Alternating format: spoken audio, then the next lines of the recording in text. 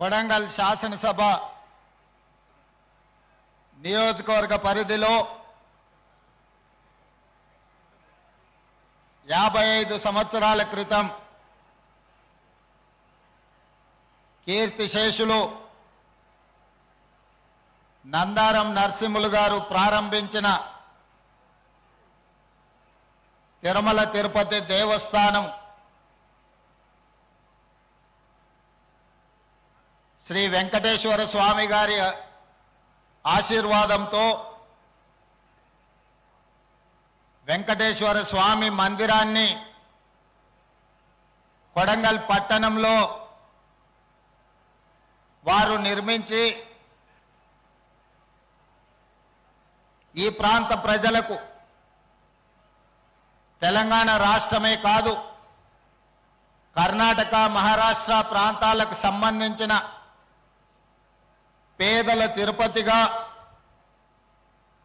ఈ పట్టణంలో మందిరాన్ని నిర్మించి తిరుమల తిరుపతి దేవస్థానానికి మొక్కుకున్న వాళ్ళు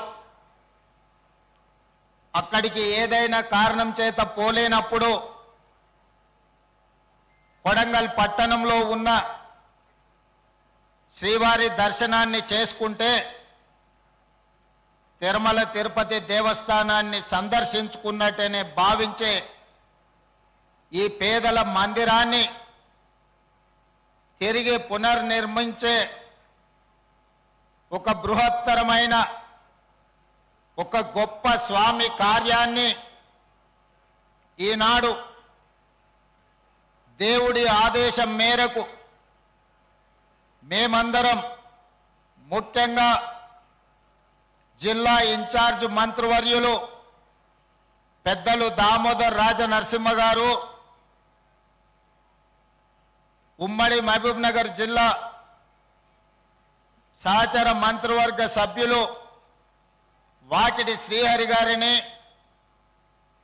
పరిగి శాసన సభ్యులు మిత్రులు రామ్మోహన్ రెడ్డి గారిని, తాండూరు శాసన సభ్యులు మిత్రులు మనోహర్ రెడ్డి గారిని, కొడంగల్ మున్సిపల్ చైర్పర్సన్ నందారం ప్రశాంత్ గారిని, వివిధ కార్పొరేషన్లకు సంబంధించిన చైర్మన్లు, వివిధ మున్సిపాలిటీలకు సంబంధించిన మున్సిపల్ చైర్మన్లు, కౌన్సిలర్లు, కొడంగల్ శాసనసభ నియోజకవర్గంలో ఉన్న ప్రతి గ్రామ పంచాయతీ సర్పంచ్, ఉప సర్పంచ్, వార్డు మెంబర్లను 2009 మొట్టమొదటిసారి కొడంగల్ శాసనసభ నియోజకవర్గానికి నన్ను శాసనసభ్యుడిగా గెలిపించడానికి తమ రక్తాన్ని చెమటగా మార్చి ఆనాడు మొట్టమొదటిసారి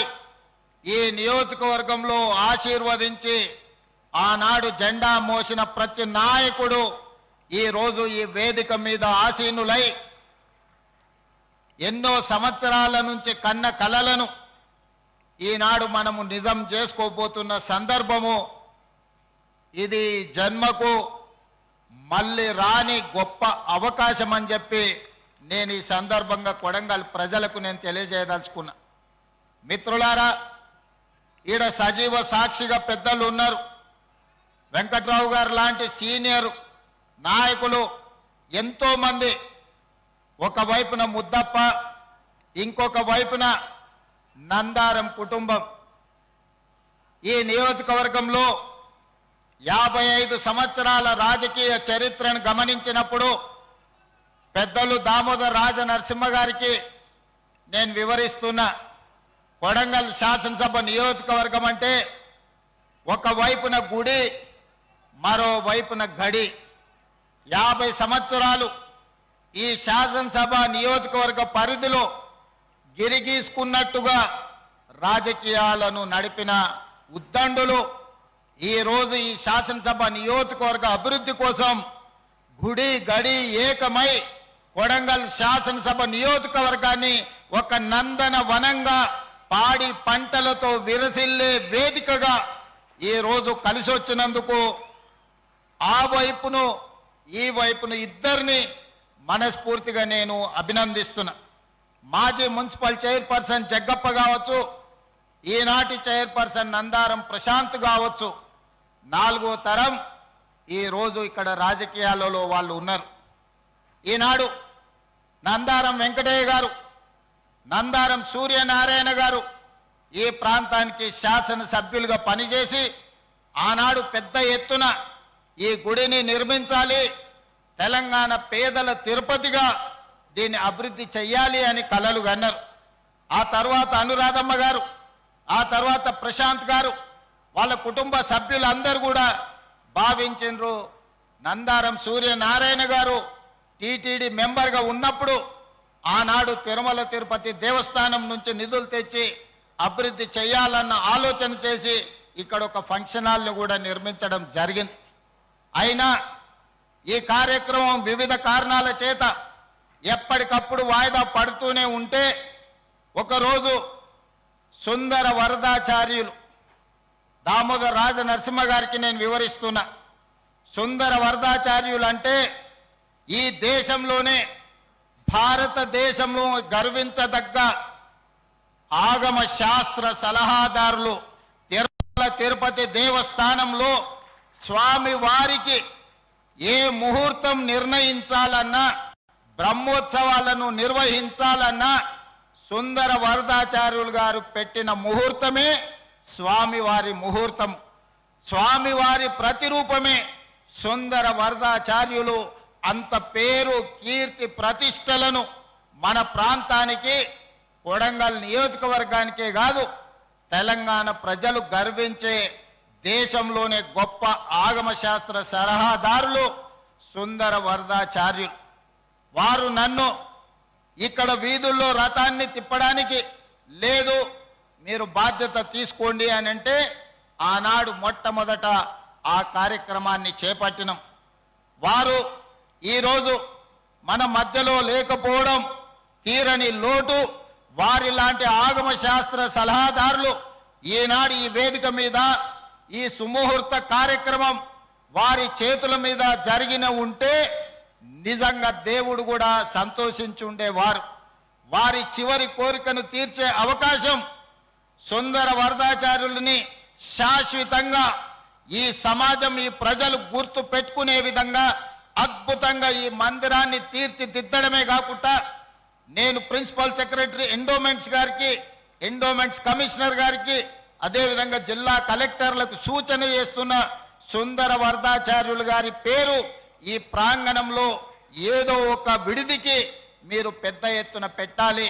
శాశ్వతంగా పెద్దయ్య గారి పేరు ఈ ప్రాంతంలో, వారి పేరు చాలా మందికి తెలియదు. పెద్దయ్య గారు అంటే ప్రతి ఒక్కరికి తెలుసు.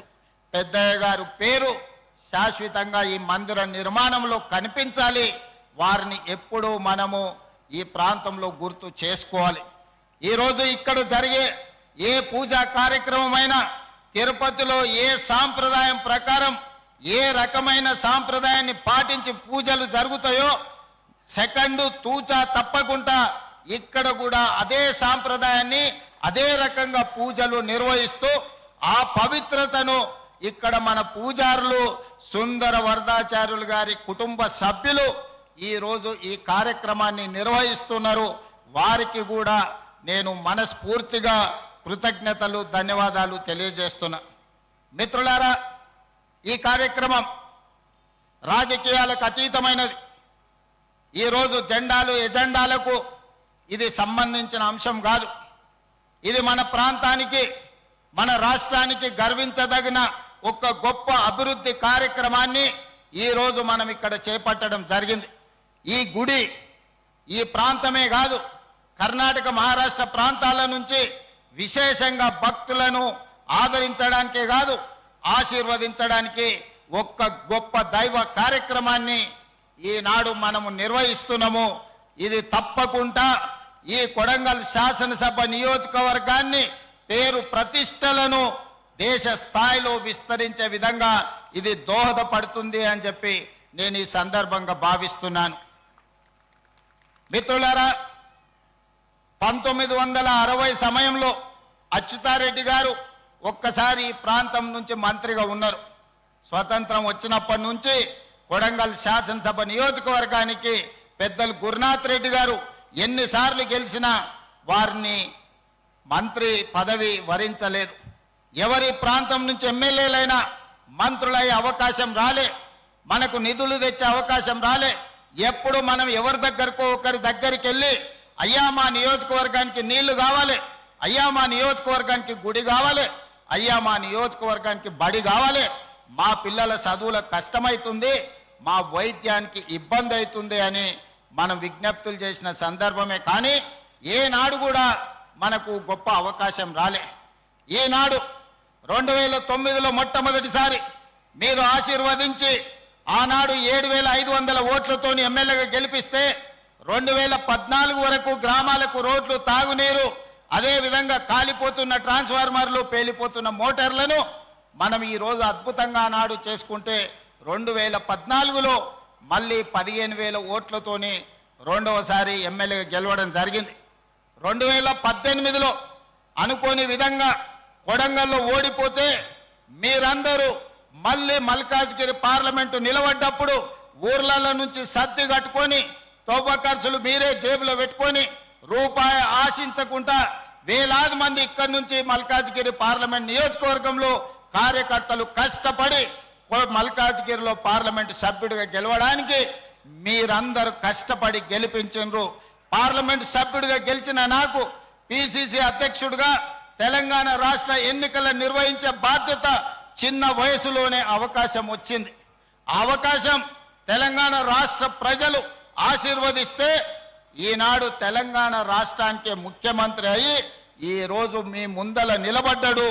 మీ బిడ్డ, కొడంగల్ బిడ్డ ఈనాడు ప్రయోజకుడై తెలంగాణ రాష్ట్రానికి నాయకత్వం వహించి అత్యంత అనుభవజ్ఞులైన దామోదర్ రాజనరసింహ గారి నుంచి మొదలు పెడితే ఉద్దండులు ఎంతో మంది మంత్రివర్గంలో ఈరోజు సభ్యులుగా ఉన్నారు.